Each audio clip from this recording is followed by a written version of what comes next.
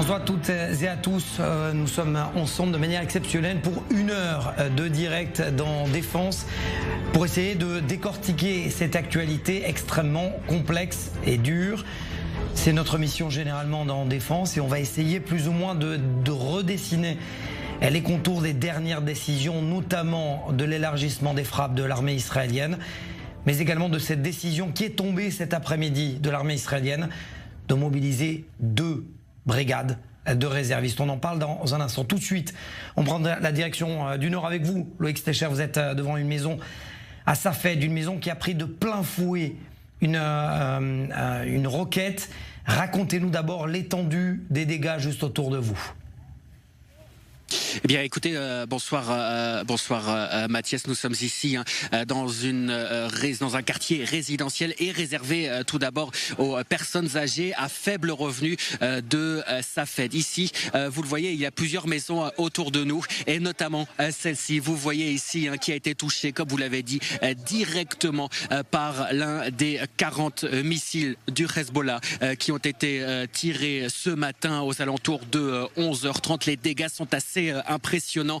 Ici, comme vous le voyez, le trou de cette roquette qui a pénétré directement dans le salon de cette maison, cette moitié de toiture qui s'est carrément soufflé sous le coup de l'implication. Qui a été soufflé sous le coup de l'impact de cette roquette. On m'a expliqué tout à l'heure, j'ai pu m'entretenir avec l'un des représentants du ministère du logement. D'ailleurs, Yitzhak Goldknopf était présent tout à l'heure, de même que le ministre du logement, de même que le maire de la ville de Safed, Yossi Kakon, qui était là pour une visite éclair. Ils m'ont expliqué tout à l'heure que eh bien, ces maisons ont été construites dans les années 1970. Il n'y a pas d'espace sécurisé, d'abri antimissile à l'intérieur de ces maisons. En revanche, elles ont été construites en béton armé. C'est censé visiblement eh bien, atténuer l'impact d'une roquette en cas d'attaque. Mais voilà, il n'en est rien ici. Alors, je tiens à rassurer les téléspectateurs. Le couple d'octogénaires qui vivait dans cette maison n'a pas été impacté du tout puisqu'il se trouve actuellement à l'étranger, mais en parlant à d'autres résidents de ce quartier, Mathias, eh bien ils sont encore sous le choc. Loïc, assez rapidement, il y a des frappes, bien évidemment, des tirs de roquettes du côté du Hezbollah, mais Tsahal élargit aussi, ça c'est important, les frappes contre les sites terroristes du Hezbollah. Effectivement, 280, c'est le chiffre qui a été publié cet après-midi, Mathias, par l'armée israélienne. 280 cibles du Hezbollah ont été visées rien que pendant cette journée. Pour l'instant, je dis bien pour l'instant de cette journée de mercredi, dont 60 cibles du Hezbollah, des sites liés au renseignement spécifiquement de l'organisation terroriste chiite. Voilà donc pour les derniers détails de ce qu'il se passe du côté donc libanais, Mathias. Merci beaucoup, Loïc Stecher, en direct depuis Safed.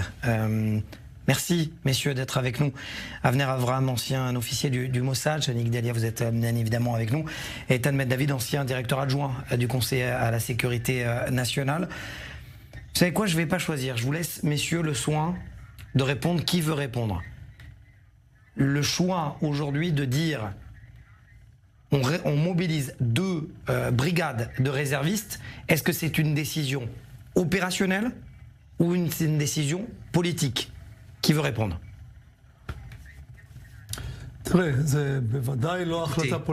C'est certainement pas une décision politique. Tsahal attaque le Hezbollah au Liban depuis une semaine maintenant.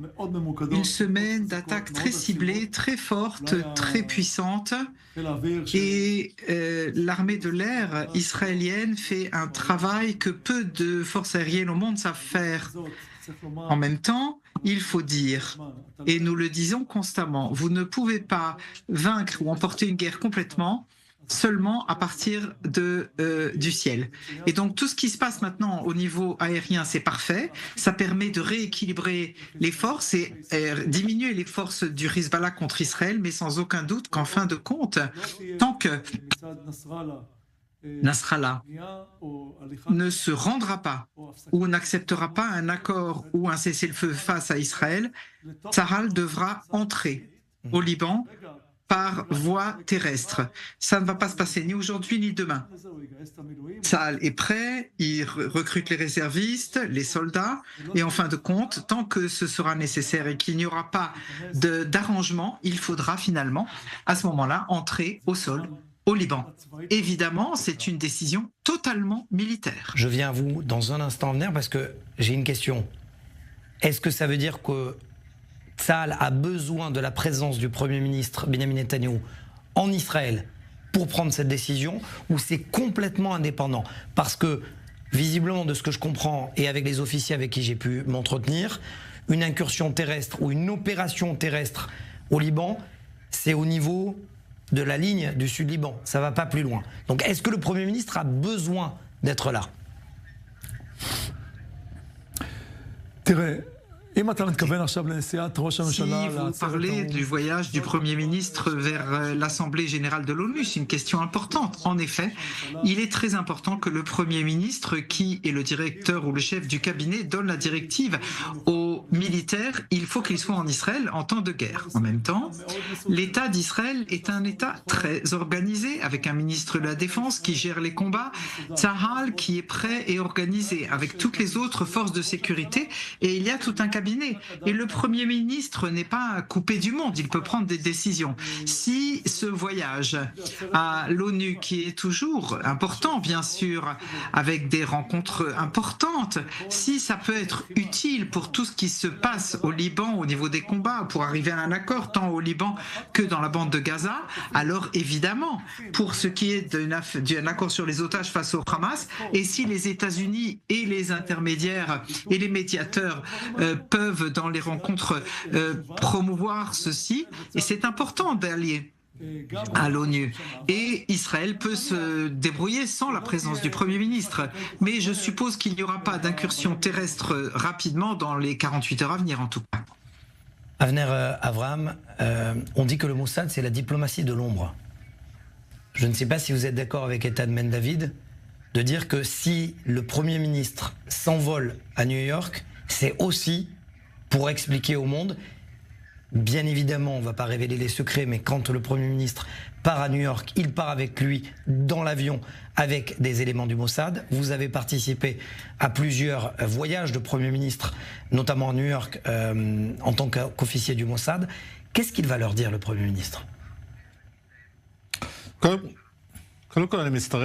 D'abord, je suis d'accord avec ce qu'a dit mon collègue, sauf sur un point. Je pense que vu le fait qu'aujourd'hui, on a tiré un missile de longue portée vers Tel Aviv et vers une zone spécifique dans le centre du pays, vous avez le droit, cela a changé la situation. J'ai reçu l'autorisation de la censure militaire de dire que ce sont les bases de renseignement qui ont été visées. Vous pouvez le dire. Très bien. Eh bien, je pense que, vu les visites que j'ai faites avec les précédents premiers ministres, y compris Netanyahou, est très centralisé. Je pense que voyager maintenant, malgré l'importance du voyage, serait une erreur, parce que cela pourrait déclencher une escalade encore plus importante. Pour ce qui est du recrutement des forces, ce n'est pas politique. Nous nous préparons pour une incursion au sol. Il faut se rappeler que ce scénario d'opération terrestre n'a pas encore été totalement fixé. Et comme l'a dit mon collègue, ce n'est pas simplement une incursion terrestre, on a encore beaucoup de travail à faire à partir du ciel. J'insiste. Si jamais le Premier ministre, dans des réunions entre quatre yeux, montre aux dirigeants du monde qu'il y a la preuve que toutes ces maisons ne sont pas des cibles civiles, mais des cibles militaires parce qu'elles abritent des munitions, est-ce que ça ne vaut pas le coup, comme disait Eitan Ben David, que le Premier ministre voyage ? Écoutez, je viens de voir le secrétaire général de l'ONU qui continue à mentir et parler de la souffrance des Libanais sans parler de la situation où le Hezbollah a commencé à nous attaquer. Et j'ai vu notre représentation à l'ONU qui a montré la photographie de cette maison à partir de laquelle on tire des missiles. Pourtant, je continue à penser que ce serait totalement erroné qu'il s'en aille. La situation est très sensible. Je nous rappelle à tous qu'on s'est réveillé ce matin avec une alerte à Tel Aviv. Et c'est la première fois, corrigez-moi si j'ai tort, mais c'est la première fois qu'on a une attaque sur Tel Aviv depuis le nord. Vous avez raison, effectivement c'est la première fois, Chani, vous avez les détails, justement. Exactement, donc cette nuit c'est arrivé, c'était la crainte justement d'Israël depuis l'opération des Beepers que le Hezbollah tire des missiles sur la région de Tel Aviv. Donc ce matin à 6h30, il y a eu les sirènes qui ont retenti dans plusieurs villes, donc notamment Tel Aviv, Netanya, Even Yehuda et d'autres villes du centre. Finalement, il y a un communiqué de l'armée qui est sorti tout de suite après, comme quoi c'est un missile sol-sol qui a donc été tiré depuis la région de Nabatieh, qui a été intercepté par la fronde de David. Alors la fronde de David, c'est pas le dôme de fer, hein. C'est beaucoup plus puissant, c'est pour les missiles à plus longue portée. Et finalement, comme après chaque attaque, évidemment, ça entraîne, oui. Non, pardon, désolé. Comme chaque attaque entraîne des représailles, ça allait ensuite à frapper le lanceur, détruit le lanceur à partir duquel le missile a été trouvé. Ça se trouvait donc dans la région de Nabatieh, à 20 km à peu près de la frontière avec Israël. Et le Hezbollah a tout de suite revendiqué la responsabilité du tir et a affirmé qu'il s'agissait du siège des renseignements à Glilot. C'était la cible de ce missile. Il faut savoir qu'il y a aussi le guide suprême Ali Khamenei qui a tout de suite publié un tweet dans lequel il affirmait que le Hezbollah était sorti victorieux. Sans pour autant toucher la cible, uniquement parce que les sirènes ont retenti à Tel Aviv. On est dans la guerre psychologique, Eitan Ben David. C'est-à-dire que le Hezbollah se prend des coups, essaye de réagir, il n'y a pas forcément, et j'espère que je n'ouvre pas ma bouche pour rien, il n'y a pas forcément pour l'instant de succès opérationnel du Hezbollah. Et pourtant, le guide suprême dit le Hezbollah est victorieux. Écoutez, une bonne fois pour toutes, on va le dire et le répéter, tout ce que dit le monde arabe, y compris en Iran, et tout ce qu'il déclare, c'est pour les nécessités de l'intérieur politique, pour leur... et ça va certainement pas convaincre ni Israël, ni nos alliés, ni le monde occidental, qui est habitué à savoir distinguer entre la propagande et les faits réels. Le Hezbollah prend des coups très important ces 2 dernières semaines. Je ne dis pas que c'est Israël qui a fait l'attaque des Beepers ou des Talkie-Walkie, mais c'est une attaque terrible. Pour eux, la deuxième fois, c'est Tzahal qui attaque à un niveau que le Hezbollah n'a jamais connu. Je pense que Nasrallah doit en train de se dire ces dernières semaines qu'il va réfléchir à 2 fois. Si on se souvient, sa déclaration de 2006, au moment de la deuxième guerre du Liban, où il a dit que s'il avait su qu'Israël réagirait avec une telle puissance contre la Daria, il n'aurait pas ouvert la guerre. Il doit se dire cette semaine, probablement, que s'il avait su qu'il s'embourberait comme cela pour essayer d'aider le Hamas, alors qu'entre Hamas et Hezbollah, il n'y a aucun lien entre les sunnites et les chiites, aucun, entre les Libanais et les Palestiniens, il n'y a aucun lien non plus, ou presque. Donc je suis sûr qu'il regrette ce qui lui arrive. Et les Iraniens aussi, je pense que c'est eux qui puisqu'ils le financent, ils se taisent. Hein. Peut-être que le président iranien parle à l'ONU, mais les Iraniens ne font aucun signe qu'ils vont aider le Hezbollah dans les problèmes qu'ils se sont causés eux-mêmes. Et je suis heureux de constater que les États-Unis ont déclaré aujourd'hui qu'ils étaient aux côtés d'Israël et que toute ouverture de guerre du côté de l'Iran, les États-Unis seraient impliqués. On va poser la question à celui qui comprend et l'arabe et qui a été en position à Beyrouth. Je vais vous poser la question. Il se passe quoi là, dans la tête de Nasrallah et des Irakiens qui continuent à tirer des drones en direction d'Israël? D'abord, les Iraniens n'ont pas l'intention de venir les aider. Alors, c'est pour ça qu'ils lui ont dit ça, tu gagnes, c'est bon. Difficile de prévoir ce qui va se passer. Mais je suppose que l'armée de l'air a toute une base de cibles qu'ils réalisent. Et cela coûtera des vies parce que les gens vivent dans des maisons où il y a des missiles. Et il y aura une pression internationale qui se fera jour. Mais il y a 8 jours, on a commencé une nouvelle étape. Si jusqu'à il y a 8 jours, ils tiraient et on réagissait, maintenant on a une autre situation. Il est beaucoup plus faible. Et remarquez que les chrétiens au Liban et les autres éléments qui sont opposés au Hezbollah, ceux qui se sont enfuis et sont mal accueillis dans les villes chrétiennes, tout cela l'affaiblit. Il s'affaiblit de jour en jour et je dirais même plus. Eitan pourra éventuellement me reprendre. On n'a pas encore tiré depuis le nord où ils ont là-bas énormément de missiles et je pense que nous ne tirons pour cela pas encore là-bas. Et donc pour nous, c'est comme une personne qui souffre tout le temps et tout à coup, on arrive sur la table d'opération. Il va falloir faire cette opération chirurgicale, ça fait un peu mal, mais après, le Hezbollah sera bien affaibli et à ce moment-là, on pourra arriver à un accord où le Sud-Liban sera propre. Il va falloir nettoyer le Sud-Liban et le préserver. On n'a pas le choix. Le vrai problème, c'est la communauté internationale.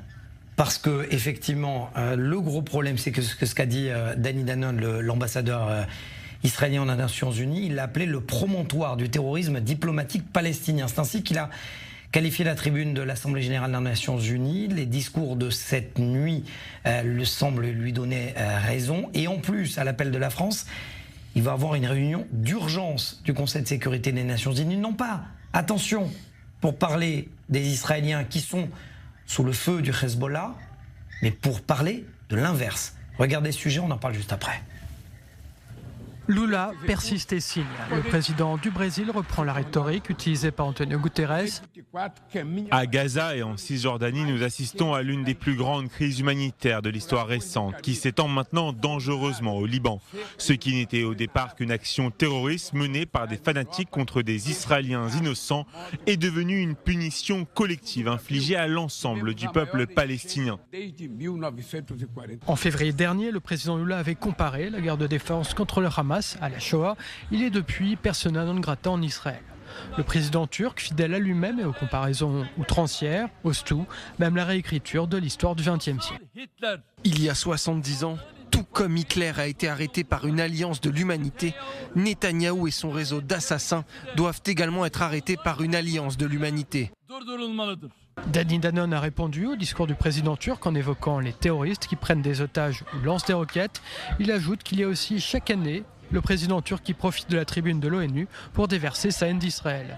Le roi de Jordanie explique qu'Israël a systématiquement refusé l'initiative de paix arabe, le plan proposé par l'Arabie Saoudite en 2002 lors d'un sommet de la Ligue arabe. Le document évoque d'ailleurs la réinstallation des Palestiniens.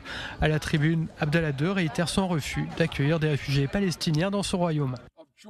Ceux qui continuent à propager l'idée de la Jordanie comme patrie alternative, laissez-moi être très très clair. Cela n'arrivera jamais. Nous n'accepterons jamais le déplacement forcé des Palestiniens.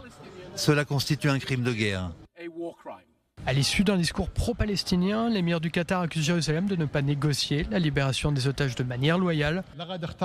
Le Qatar a choisi d'entreprendre des efforts de médiation dans le but d'arrêter l'agression sur Gaza et d'assurer la libération des prisonniers et des détenus. Il s'agit d'une médiation dans un contexte de guerre féroce et de circonstances complexes au cours desquelles une partie n'hésite pas à assassiner des dirigeants politiques homologues avec lesquels elle négocie, comme l'assassinat d'Ismaël Haniyeh, dont beaucoup feignent d'oublier qu'il était non seulement le plus haut dirigeant politique du Hamas, mais aussi le premier ministre palestinien élu. En dépit de la tension sécuritaire, Benjamin Netanyahou doit s'envoler pour New York jeudi pour un séjour écourté. Il prononcera le lendemain un discours très attendu devant l'Assemblée générale des Nations Unies. En attendant, ils peuvent discuter autant qu'ils veulent. Ces leaders, il y a toujours des blessés en Israël, en l'occurrence à Sar. Oui, au kibbutz Sar qui se situe entre Nahariya et Rosh Hanikra, donc en Galilée occidentale. Malheureusement, même s'il y a souvent des missiles qui sont interceptés, c'est pas toujours le cas. Il y a une roquette qui est tombée entre plusieurs maisons dans ce kibbutz. Je précise que ce kibbutz n'a pas été évacué et que les habitants, étant donné de sa proximité avec la frontière, n'ont que 15 secondes, voire moins, pour se mettre à l'abri. Parfois, ça tombe avant même que ça sonne. Exactement. Et c'est voilà, donc cette roquette qui est tombée entre plusieurs maisons. Il y a donc eu 2 blessés graves, un homme de 35 ans et un autre de 52 ans. Et on a appris ensuite qu'ils étaient à l'extérieur de la maison. Ils n'ont pas eu le temps de trouver d'abri. Et la roquette est donc tombée entre plusieurs maisons. Et il y a eu d'autres dommages aujourd'hui, puisque Loïc en parlait tout à l'heure. Il y a eu aussi cette frappe directe dans le kibbutz à Tzfat, la ville de Tzfat, et la maison disposait d'un abri antimissile, donc il n'y a pas eu de blessés. Est-ce qu'on peut envisager un rétropédalage de la part du Hezbollah ou c'est impensable? Est-ce qu'on peut, alors je vais le dire en hébreu le temps que la traduction revienne. Alors la traduction est revenue. Est-ce qu'on peut imaginer un rétropédalage du Hezbollah ou c'est impossible? Écoutez, pour l'instant, il semble que la situation n'est pas simple. Je vois que les Américains font, et je suppose que ça fera partie, et ce sera très complexe dans les conversations de Netanyahou à New York, que les Américains font pression pour un cessez-le-feu et un accord quel qu'il soit. J'ai du mal à voir que cela ait lieu. Pour l'instant, nous considérons toujours Nasrallah et les Iraniens comme des gens qui savent réfléchir et évaluer la situation. La situation aujourd'hui au Liban est très dure et l'État d'Israël ne pourra pas, après avoir déclaré l'objectif de la guerre, qui est le retour des habitants du nord d'Israël dans leur foyer de manière immédiate et sûre, Israël ne pourra pas se permettre de faire moins qu'un retour en sécurité pour assurer l'avenir des citoyens israéliens dans le nord pour de longues années. Donc quel que soit l'accord auquel on arriverait, il faut s'assurer que le Hezbollah n'aura pas d'armes ou bien il sera désarmé au sud Liban et ne menacera plus les maisons des habitants du nord. Et pour cela, Israël n'ira pas si vite à un accord. Nasrallah, si vous me posez la question, il a toutes les raisons d'arriver à un accord diplomatique, y compris permettre au gouvernement libanais d'arriver à un tel accord. Mais je ne suis pas sûr qu'il en soit encore là, mais il finira par le comprendre à la suite. Et pourtant, Avner Avraham, c'est le grand plan de Qassem Soleimani, des forces Quds, d'installer un Iran numéro 2 au Liban. On voit mal comment Hassan Nasrallah mettrait fin à son règne, puisqu'il a racheté complètement le Liban. J'aimerais en même temps vous poser la question, parce qu'on parle de toutes ces milices chiites qui vont dans tous les sens. J'ai lu cette semaine que des Kurdes syriens pourraient se former et amener 12 000 hommes à la frontière en Syrie pour lutter contre l'axe chiite. Ça semble fou quand même. Écoutez, d'abord je voudrais dire que si moi j'habitais dans le nord, je ne rentrerais pas chez moi sans qu'une bande de quelques kilomètres de sécurité soit vide de qui que ce soit, ni hommes ni animaux, personne. Je ne dis pas que les gens habiteraient là-bas et qu'il n'y ait pas non, ils ne peuvent pas vivre près de la frontière, point barre. En ce qui concerne les Kurdes et la politique d'Israël et du Mossad, c'est de soutenir les organismes de petite taille qui ont un ennemi commun à nous. Nous les aidons et ils ne sont pas notre ennemi. Par exemple, les chrétiens du Liban, par exemple, les Kurdes en Irak, nous avons avec eux des relations développées au fil des années, nous les avons aidés, ils nous ont aidés en Irak. Et j'ai entendu aussi cette théorie, eh bien ce serait formidable. S'ils venaient pour défendre le Golan, ce serait fantastique. Avner Avraham, je ne crois pas que vous venez de Normandie. Est-ce que vous pouvez ne pas me répondre, faire une réponse de Normand s'il vous plaît, et me dire très clairement si oui ou non, très clairement, est-ce qu'on peut imaginer qu'enfin Israël se fasse aider par d'autres populations que les Américains? D'abord, oui, et je vais vous dire pourquoi. La population en question des Kurdes en Syrie souffre du Hezbollah, de leur cruauté, et ils souffrent des Turcs. Et c'est ironique, ce que j'ai lu, les Iraniens, les armes, ça non plus je ne comprends pas d'ailleurs. C'est vraiment une salade. Bref, je pense que c'est possible. Vous savez, on a des ennemis communs. On peut les aider, ils peuvent nous aider. Je pense qu'il y a des minorités en Syrie qui souffrent terriblement de la cruauté du Hezbollah. Et tous ceux qui s'opposent au régime d'Assad aussi. Et vous savez quoi? Je pense que, comme j'ai été avec les chrétiens, j'ai vécu avec eux, je pense qu'on pourra, bien qu'on a commis des erreurs par le passé, en fin de compte, ils sont une excellente opposition à l'islam radical. Merci beaucoup. Je vous ai bien répondu? Oui.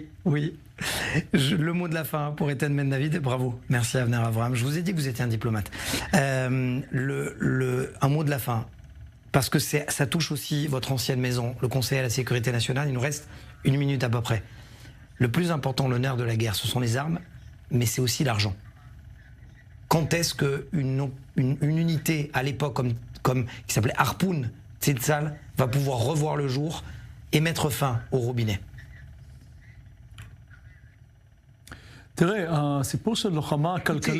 Ce qui concerne la guerre économique contre les organisations terroristes, Hezbollah, Hamas et autres, est menée ces dernières années avec des hauts et des bas. Mais il faut dire que ça n'est pas le point principal. C'est important, c'est encore un effort à faire, mais quand vous combattez le terrorisme, il faut se battre contre lui partout où c'est possible. Au niveau politique, dans les déclarations comme organisation terroriste en Europe et ailleurs, le Hezbollah est déclaré organisme terroriste et bien entendu aussi dans les combats, dans la guerre économique pour couper tous les robinets. Mais si Israël ou les autres organisations du monde s'occupent uniquement de ça, ça n'est pas le plus important. Mais ça finira par arriver. Merci beaucoup Eitan Ben David. Voilà, ne bougez pas, à peine 3 minutes, on se retrouve juste après.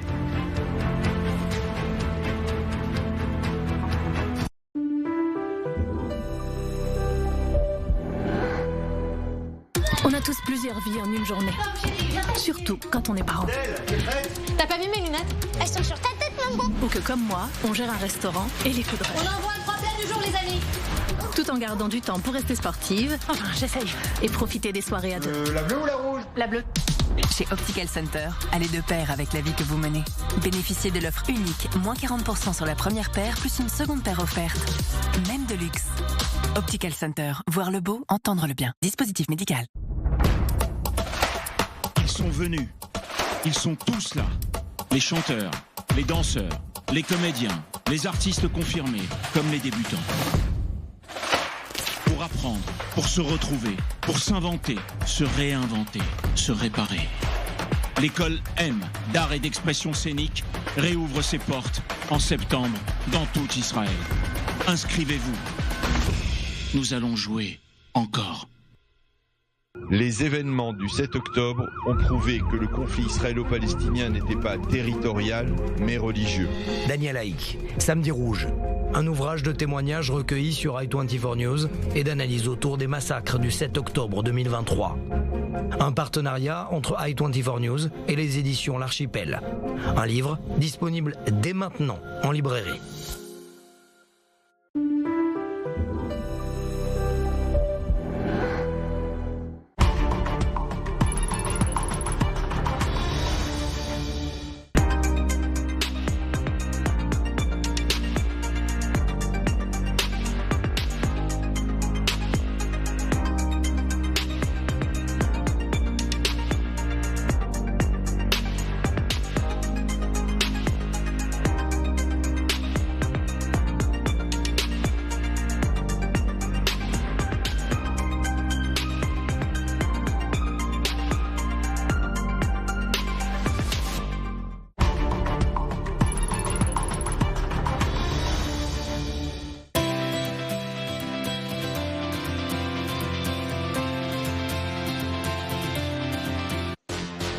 Vous avez l'impression que l'actualité défile trop vite chaque jour? Vous avez l'impression de ne pas avoir toujours le temps d'en comprendre les enjeux? Alors prenons le temps d'expliquer, d'analyser chaque soir dans le Prime, votre nouveau rendez-vous sur i24 News.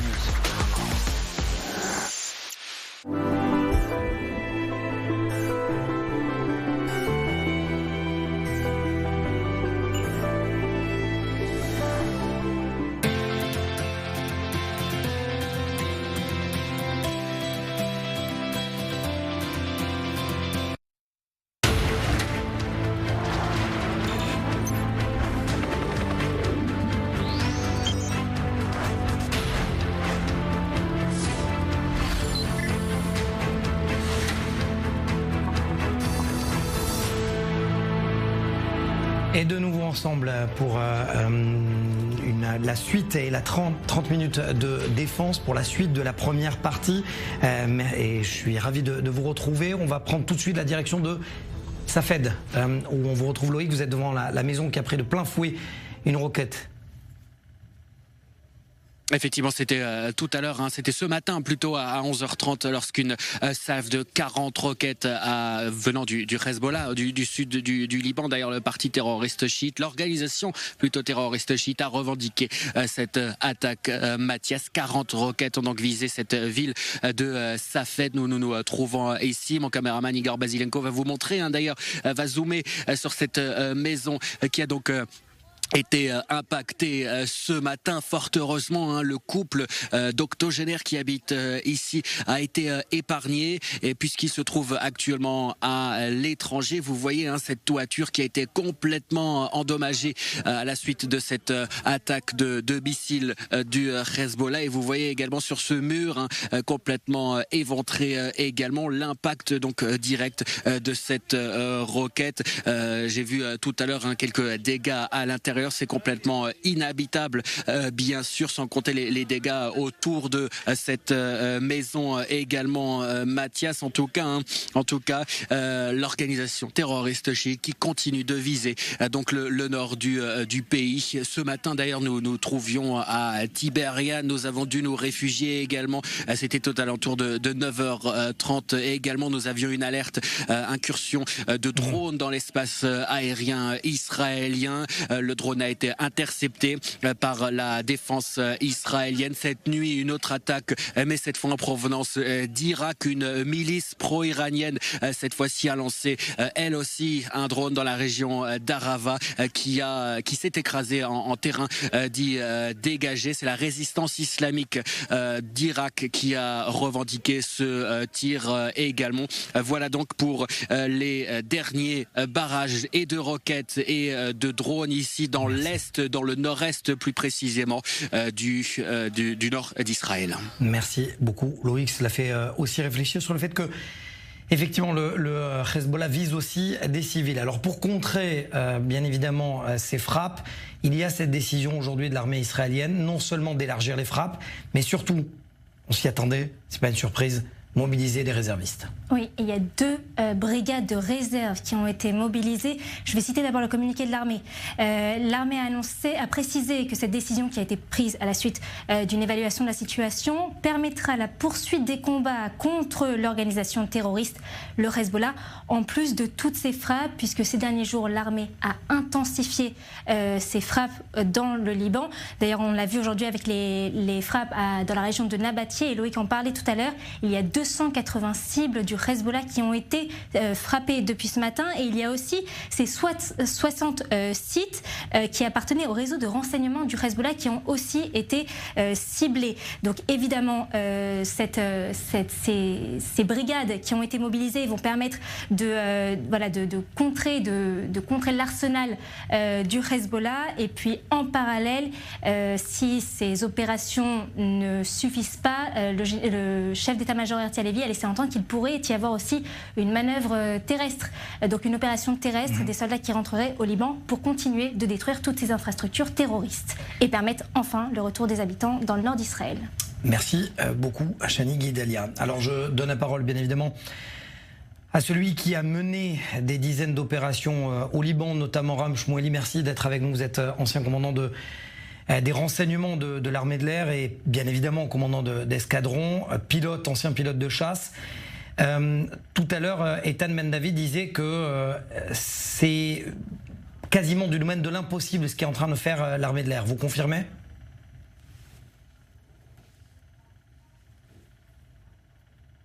Écoutez, on travaille là-dessus depuis la précédente guerre de 2006 où j'ai participé comme chef d'escadron de renseignement pour recueillir le renseignement pour préparer cet instant. Et quand ils ont ouvert la guerre contre nous, nous avons continué à travailler selon les plans. Et donc la destruction des objectifs, d'abord les missiles qui sont dirigés vers les civils israéliens, qui se trouvent pour la majorité dans des maisons privées, et les gens là-bas, on les appelle des civils, entre guillemets, mais en fait, ce sont des terroristes. C'est pourquoi, quand nous portons atteinte à un foyer, une maison de ce genre où habitent des gens qui ont dans leur grenier des missiles pour tirer sur Israël, ce n'est pas de la liquidation de civils, mais de terroristes. C'est pourquoi nous avons lancé cette action et cela avance. L'objectif est de pouvoir ramener, par exemple, mon fils et son épouse qui ont été évacués de la ville de Metula, la plus au nord, chez eux, en paix. C'est une demande de base de n'importe quel pays, État, qui veut la sécurité sur sa frontière. Quand le Hezbollah a ouvert la guerre et tire sur nous, sur tout le nord du pays, moi je dirige une école aujourd'hui à Haïfa et mon école fonctionne par Zoom uniquement, eh bien ce que fait l'armée de l'air ces 4 derniers jours et les civils qui sont sous les tirs, je peux vous garantir, vous parlez de l'appel des réservistes, eh bien, le plan est très clair. Nous allons arrêter cette organisation terroriste pour qu'il ne puisse plus porter atteinte aux civils israéliens. Il faut comprendre que la tête de la pieuvre, c'est l'Iran.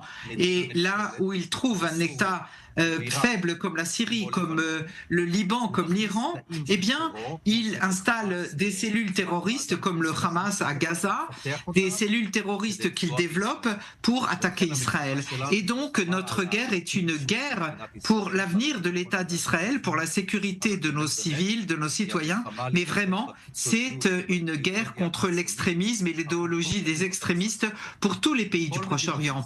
Tous les pays du Proche-Orient souffrent de ces mêmes cellules d'extrémistes que l'on voit en Jordanie, en Syrie, en Irak, le Hezbollah, qui est la plus grosse cellule, et en Yémen, et tous prient calmement et en discrétion qu'Israël réussisse à détruire ce Satan, ce diable qui est l'idéologie assassine et meurtrière qui déséquilibre tout le Proche-Orient. J'aimerais que vous expliquiez à nos téléspectateurs comment opèrent en simultané les renseignements militaires et l'armée de l'air. C'est-à-dire que, prenons l'exemple de Beyrouth, vous avez une opportunité, comment ça se passe? Les avions sont dans les airs, sont sur le tarmac? Dites-nous tout.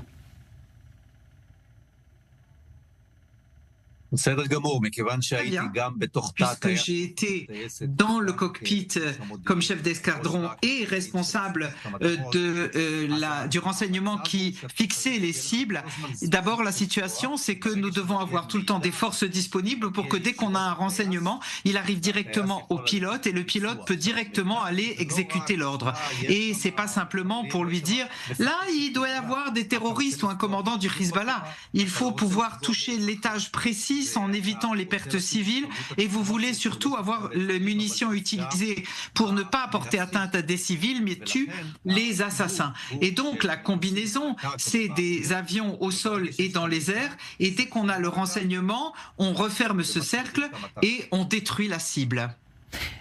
Quel sera le travail de l'armée de l'air si on passe à une opération de grande envergure, une opération terrestre?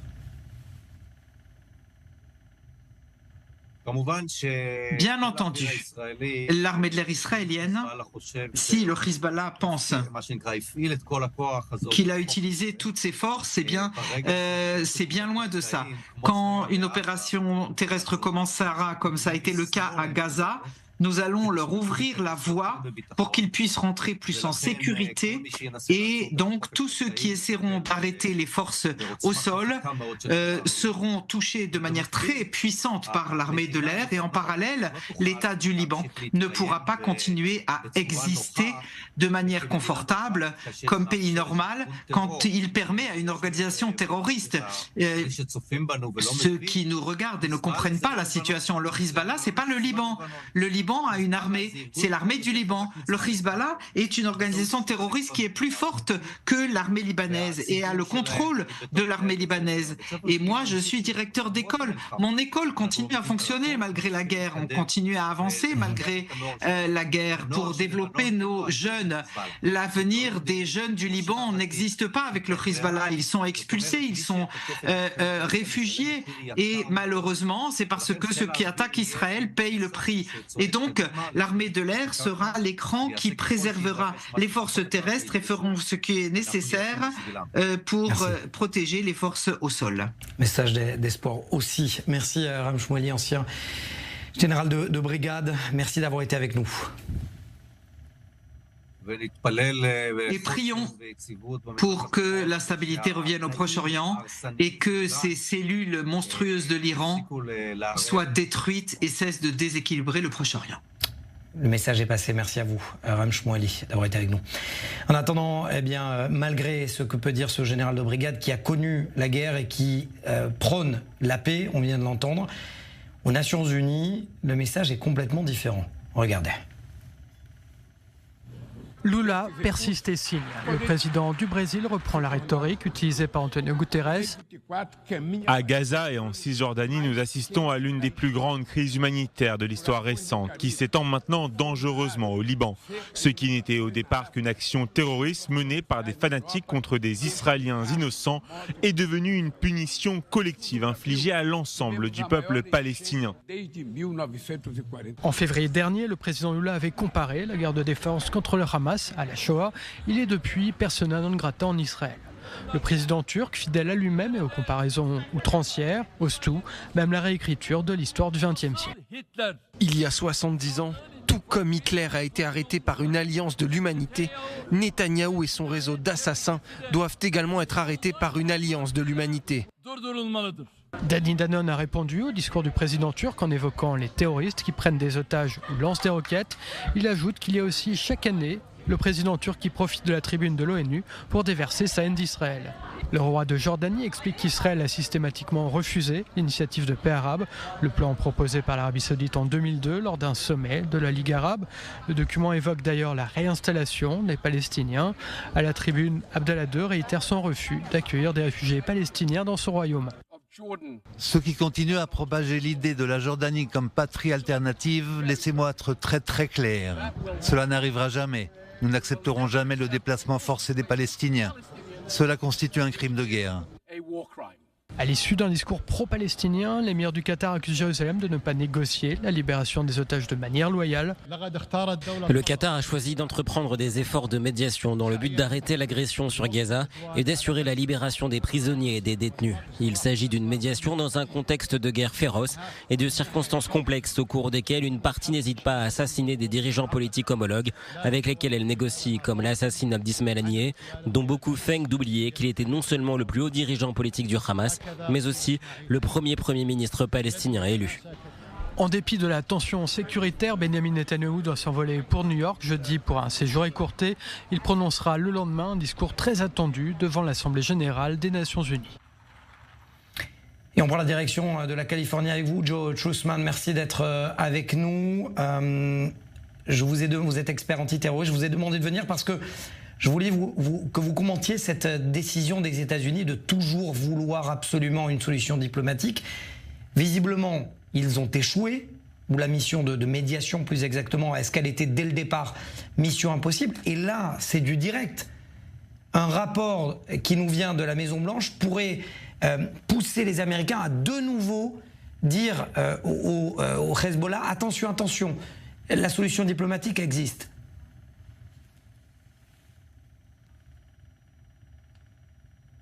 Right, so exact. Je pense que maintenant, c'est une occasion parfaite pour la médiation entre le Hezbollah, Israël et les États-Unis et d'autres pays. Rappelons-nous que le Hezbollah a reçu des coups très sévères depuis cette dernière semaine par diverses opérations israéliennes. Maintenant qu'il est en train d'essayer de s'en remettre, je pense que les États-Unis et d'autres pays, y compris Israël, essaient de donner au Hezbollah une voie de sortie potentielle pour éviter une guerre potentielle avec les Israéliens. Et c'est peut-être l'occasion parfaite de le faire. Le problème, c'est qu'il faut essayer de convaincre le Hezbollah et dans une certaine mesure l'Iran que c'est de l'intérêt de la région, que c'est l'intérêt du Hezbollah d'accepter un cessez-le-feu avec les Israéliens et se retirer de l'aide au Hamas dans la bande de Gaza, parce que c'est ça qu'ils disent qu'ils font depuis un an presque maintenant. Alors je pense que c'est une bonne occasion. Mais comment convaincre un terroriste par les mots et non pas par la force lorsque ce terroriste, le Hezbollah, a du sang américain sur les mains? Oui, c'est tout à fait exact. Mais je pense que la seule manière, et je pense que c'est ce qu'Israël a fait depuis une semaine, les actions prises pour ce qui est la liquidation des commandements du Hezbollah, les beepers et les opérations des talkie-walkie contre le Hezbollah, ça a été des coups terribles pour eux. Et pourtant, c'est le problème ici, c'est que je pense que cette initiative dont on entend parler aujourd'hui est un coup dans l'eau. Il faut essayer, mais je pense que c'est bon d'essayer au moins. Il faut se souvenir, 11 mois de guerre maintenant, ça a pratiquement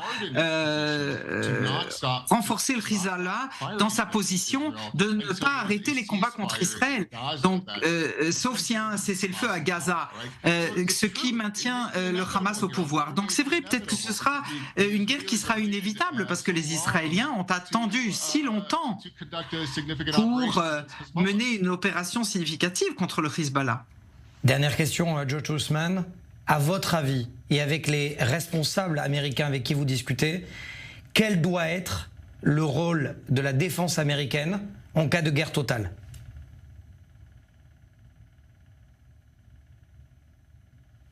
Je pense que d'abord et avant tout, c'est la poursuite de fournitures à Israël de munitions, des armements nécessaires pour liquider le Hezbollah.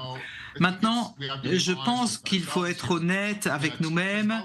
Le Hezbollah, je ne pense pas qu'Israël essaie de détruire le Hezbollah complètement au Liban. Ce qu'ils essayent, c'est dégrader les capacités du Hezbollah et forcer le Hezbollah à arriver à un cessez-le-feu dans le nord d'Israël. Donc, Israël a besoin de munitions et d'armements et de soutien des États-Unis. Parce qu'il faut se souvenir que c'est dans l'intérêt des États-Unis que le Hezbollah et l'Iran et les autres émissaires soient défaits ou au moins subissent des pertes importantes de côté d'Israël. Donc Israël a besoin de munitions et de soutien diplomatique des Américains. Merci George Ousmane, expert antiterroriste, d'avoir été avec nous. Merci à vous depuis la Californie. Alors, il y en a un qui ne cesse d'appuyer sur la pédale d'accélérateur des critiques, c'est le commissaire général de l'UNRWA, Philippe Lazzarini, qui déplore tout simplement la réponse israélienne contre le Hezbollah. On l'écoute et on en parle presque juste après. Nos pires craintes semblent se concrétiser pour le moment. Nous avons constaté une accélération au cours de la semaine dernière. Nous avons entendu hier parler d'un exode massif de la population du sud vers Beyrouth. Nous avons également entendu dire qu'il y a 2 jours, c'était la journée la plus meurtrière depuis la fin de la guerre civile au Liban. Et je voudrais faire écho ici à ce que le secrétaire général a dit aux États membres, ne faites pas du Liban un nouveau Gaza. Pierre Martinet, merci d'être avec nous. On vous entend suffisamment souvent sur cette antenne. Ce que l'on ne sait pas, c'est que vous êtes un témoin vivant, si j'ose dire, d'une des attaques les plus meurtrières du Hezbollah contre les forces françaises au Liban. C'était à Beyrouth en 83. Visiblement, Philippe Lazzarini non plus, visiblement ne le sait pas.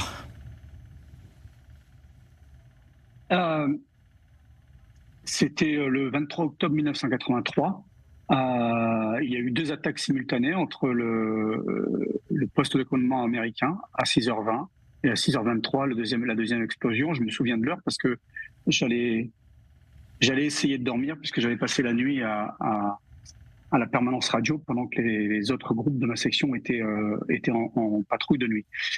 Donc aujourd'hui, ce qui me désole vraiment, c'est que l'histoire a disparu de la mémoire de certaines personnes, notamment en France, en particulier chez la gauche et l'extrême gauche française. Et quand j'ai entendu le discours du président français, il n'a prononcé à aucun moment le nom de ce groupe terroriste islamiste, le Hezbollah. Il ne fait pas état de ce que ce groupe a pu faire par le passé. Il était également.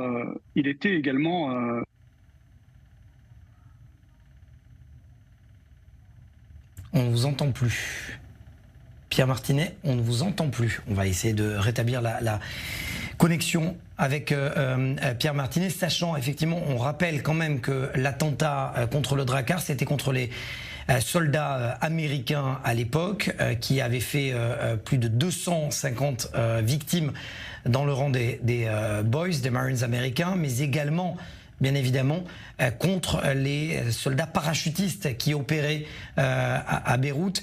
Et je le disais donc, Pierre Martinet, la communication est rétablie.